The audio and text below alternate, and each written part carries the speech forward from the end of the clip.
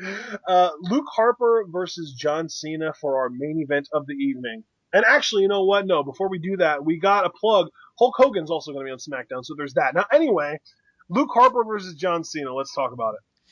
AKA proof why Luke Harper is awesome. Again, we got to see the athleticism of this guy in this match. He nailed all different kinds of crazy maneuvers for a guy his size in this match. One of them being a drop kick. I was just going to say the drop kick. That was so epic. I think your personal favorite maneuver that he pulled out, Ashton, was like an inverted TKO. Yeah, Uh, dude, he had him.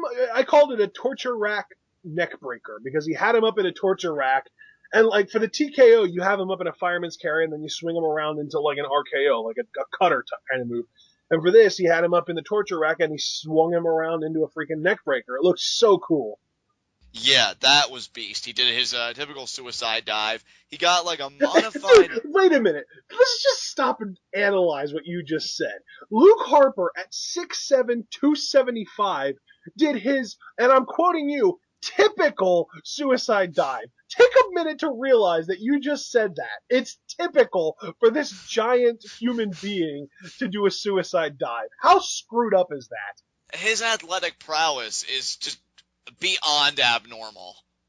In fact, that's going to be my new nickname for him. He's the abnormal athlete, Luke Harper. Do you Because, remember when he had his little mini feud with Cassius Ohno on NXT?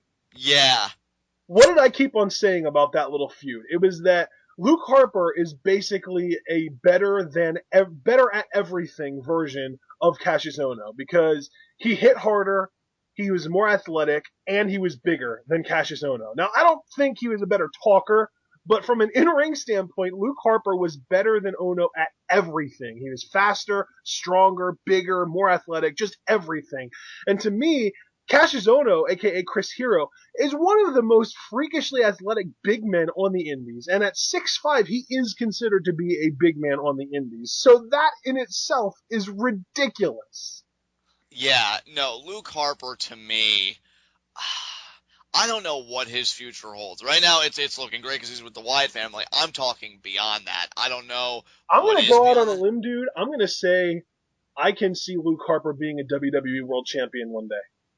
I could see it too. I don't think that's hyperbolic in the least. I think he has all the goods. The only question would be what would be his character like post Wyatt family and if it would click or not. That's the only contingency to me. To me, he has one of two choices. Either one, he keeps his current look, maybe goes a little bit more into the psychotic area, and he's a top heel. Or the other option is, and he'd still be a heel, but he cleans up, he gets a trim job on his head and face, and he sells out and goes corporate, and he becomes the ultimate corporate champion. Because really, if you had to design the ultimate professional wrestler, the 6'7", 275 guy whose a typical move is a freaking suicide dive to the outside, I'd say that's a pretty prototypical professional wrestler. So there you go. I remember, Matt Morgan cutting a promo in TNA, pretty much saying that he was the blueprint for the perfect big man wrestler. And now that I really think about it, Luke Harper was somewhere laughing his ass off because that was an outright lie. Well, dude, Um, thing though, those are two completely different instances because Matt Morgan isn't the prototype for a big man wrestler. He is the prototype for a giant. He is like 7'1", 7'2". He is a legit giant. Luke Harper is just the big man. Like to me, anything under 6'9" is a bit like 6'9" is the cutoff. At 6'9", you go from big man to giant. right. So like Test was 6'8", he was a big man. Hulk Hogan was 6'8", he was a big man. On the other hand, like Colin Cassidy, he's billed at 6'10". I don't know if he actually is, but he's billed at 6'10". So if that's true, he's a freaking giant. Kane, 6'10", giant. Undertaker, 6'10", giant. The Big Show, 7 feet tall, giant. You see what I'm saying? Like there's a fine line, but there is a definite distinction. I think Matt Morgan and Luke Harper in two completely different classifications. Andre the Giant, self-explanatory. Yeah, exactly. But yeah, I mean, Cena got his, I mean, hell, I got called Luke Harper a typical suicide dive. John Cena got all of his typical offense, in here, which isn't, necessarily a bad thing. I think him and Luke Harper have had good chemistry in the past. It was no different here. My favorite part of this match, though, and no disrespect to Luke Harper, but it didn't even involve him because Eric Rowan tried getting involved and the Usos neutralized him. But who neutralizes the Usos? Bray freaking Wyatt. Yes, that's Bray Wyatt as in singular, as in by himself, because he made both of them eat Sister Abigail's like a boss. It was so good, dude. Like, when he hit the first one, I was like, oh yeah, Bray Wyatt is a beast. And then the other one comes running in. I'm like, oh crap, he's gonna catch him by surprise. Nope. Wyatt's just like, nope, I'm gonna take care of you too, brother. And he gets him in. Dude, I've never seen him execute the Sister Abigail faster than what he did to that second Uso. He was just like popping them out, man. Like, who else you got? He was just And Sister Abigail's like they were freaking RKO's, just popping them out of nowhere like it was nothing. absolutely, dude. And see, dude, this is why I said at the beginning of well, when we were reviewing his promo segment, that the booking of him in this one night totally took everything Cena said like out of my mouth. Because you know what? Even if everything Cena said was the truth, which I think it's a load of malarkey, but that's just me, it wouldn't even matter because Bray Wyatt is just so damn dominant. Like, he took out both of the Usos. Not even regular tag teams in a 2-on-2 completely equal advantage can do that. So yeah, that was freaking excellent. I Really, you probably have a better chance of beating the Usos uh, in a gauntlet style, kind of like the way he did, where they come in one by one, than you do 2-on-2. Because let's face it, they are Team OP. Yeah, Or yeah, but you they're know what? at least 2/3 of Team OP. But you get the idea. Yeah, but you know what? I think Bray Wyatt, he really took care of business tonight, and I freaking loved it. Luke Harper tried to capitalize with the Michinoku driver, but Cena kicked out. But it wouldn't be long before this match broke down even more, Ashton. And of course, Rowan ends up costing Harper the match. He beats down Cena. Cena wins by DQ. After the bell, Rowan is stomping away on Cena. Bray comes back in the ring and turns upside down in the corner. Cena kind of fights off Rowan, but Bray catches him with Sister Abigail. And I guess the Usos are out of the situation at this point. Apparently, Sister Abigail is the most devastating finisher since Big Show's knockout punch because they must have been crumpled into a heap somewhere on the outside of the ring because we didn't see them for the rest of the night. And the Wyatt family, Harper and Rowan, kind of push Cena out of the ring and drag him up the ramp. Bray follows. Rowan hits a huge fall-away slam onto the steel ramp. They bring Cena to the stage. Bray grabs him and he looks out for a minute as the crowd kind of gets revved up. Drops Cena with Sister Abigail. Big Pop takes the mic and starts singing. He's got the whole world in his hands. All while Luke Harper is executing a 10 count.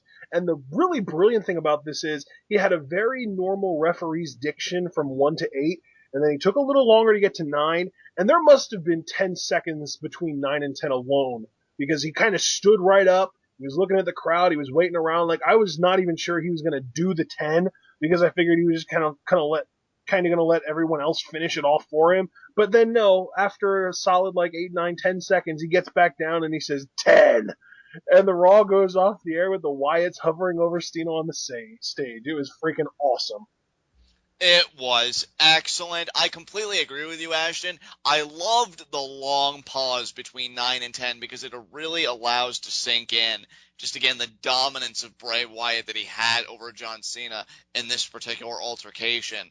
And that's what I'm saying. Him and the family have been what's been keeping my interest in this feud afloat. I know a lot of people seem disgusted because of Cena's comments. I mean, us included, obviously, in that camp. But you know what?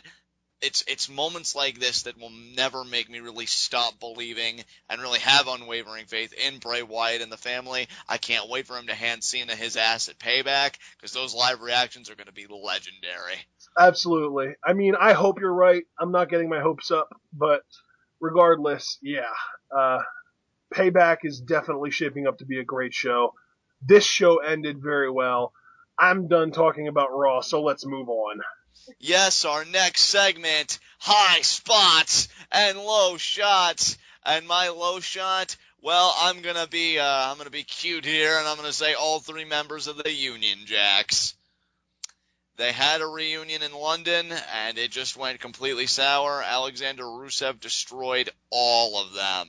So, great job there, Rusev. I'm happy to report that my low shot, recovering from last week's horrible high spot debacle, is John Cena. Excellent. Because, yeah, he won, but it was only by disqualification, and the win cost him a beatdown from the Wyatt family. It was freaking awesome. It was delicious. Which leads me to my high spot, Bray Wyatt. Had an excellent promo in front of a very appreciative crowd tonight, and it finishes off the night by just laying John Cena out for a count of 10. Although, let's be honest, it felt more like 20 with the pause that Luke Harper gave, which is even more impressive. Bray Wyatt got his steam back, got his momentum back. John, you don't know what you're getting into at Payback, and I love it. My high spot is Alicia Fox for the second week in a row. Oh, yeah, dude. How could she not be? For the reasons that I listed of why her pinning Paige was so significant, to me, she really is the perfect high spot this week. Yeah, and dude, here's the thing. She pinned the Divas champion, and she had another attention-grabbing moment afterwards. So she definitely had a great night tonight. The only other option to me for high spot would have been Bad News Barrett because of the reception that he got. Absolutely. I think you made an excellent choice. With that said, let's move into our final segment, Raw Request. And Ashton, what's your Raw request, brother? Oh, you're going to let me go first this time. All right. Yeah. Well, my Raw request is that the WWE starts treating more titles like they've been treating the Intercontinental title. Come up with more creative ways for people to become number one contender than just pinning the champion. Yeah, you know what? I will completely sign on to that. I'm actually very impressed with the effort they've put into determining Intercontinental Championship contenders. Again, the first time with Bad News Barrett was a tournament, and now to determine Bad News Barrett's next opponent, since his business with Big E is done, was a beat-the-clock sprint. Even if they would consistently do like triple threats, fatal four-ways, one-on-one matches, like it doesn't have to be a gimmicky thing either, but just giving attention to, hey, somebody's going to genuinely earn contendership. I really like that, and I would like that courtesy to be extended to both the mid-card championships rather than just the Intercontinental title. So, and the tag titles too, and the Divas title. Alicia Fox won contention tonight by beating the champion in a non-title match. Like, right. There's no justice. No, there isn't, because, you know, you want to give at the very least the impression, whether it's true or not, that there's a very crowded pool of contenders and you want to weed them out. Well, and really, you want to give the impression that your champion is the best of their division. Right. And if they're losing non-title matches, well, why is there such thing as a non-title match? If your champion is in a match, if somebody beats them, shouldn't they be champions since the champion's supposed to be the best at what they do? You know what, Ashton? That exact same sentiment has been expressed by many online commentators, and also, to kind of give that point credibility, Brock freaking Lesnar. Really? Did he seriously say that? No, dude, he seriously said that because in his book, he was talking about frustrations with WWE, and they were at at like a house show, and he was going to work with The Rock, and they were going over their match, and then The Rock just casually mentions towards the end, and I hit you with the rock bottom, and I get the 3 count. And that made Lesnar livid, not because he didn't want to do business, but because he was learning about this at the very last minute, and to him personally it didn't make sense because he was WWE champion, he had just beaten The Rock, and he said, well, if The Rock beats me so soon after me, winning the championship, why am I even champion? The champion should be the best. The champion shouldn't lose in matches like that. He should only lose in matches where his championship is in question. Otherwise, how can he call himself the best? So yeah, Brock Lesnar's totally with you there. That's awesome. I'm glad that my sentiment has been reviewed and shared by people other than just me.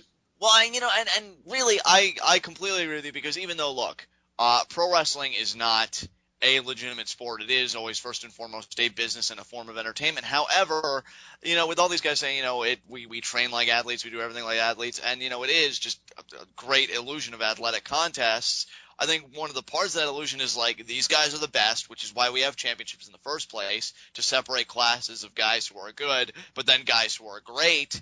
So yeah, why are the guys that are allegedly great because they hold the championships, which by definition makes them great, losing in non-title matches? It makes no sense, and I think, you'd create a much stronger illusion, a much more engaging illusion if you had them win a lot more than you do. Absolutely. So Exactly. That's exactly the point I'm trying to get across. So, there you go. yeah, I really co-sign under your Raw request, but coming up with my own. You know what? Keep allowing divas to make their own way that doesn't necessitate them being on Total Divas. Thank Like you. Alicia, Thank yeah, you. Sign on wholeheartedly. Thank you. yeah, like Alicia Fox doing that. I don't know if somebody went out there and told her to do that, or if she took advantage of the fact that it was live television. And Vince McMahon once said, "My philosophy is nothing can go wrong if it's live." But whatever the case, that's how you build personality. You don't just shuck someone on a reality show and then just be like, "Oh, have fun with it. It'll give the fans a chance to know you better." No, you know how true fans, really get to know you better by watching you those 2 hours a night on Mondays and 2 hours a night on Fridays. And if you're an NXT fan, that 1 hour there. So, that's the product that they're really engaged in. I mean, how many wrestling fans were in it solely to see that product do you think switch over to the E Network?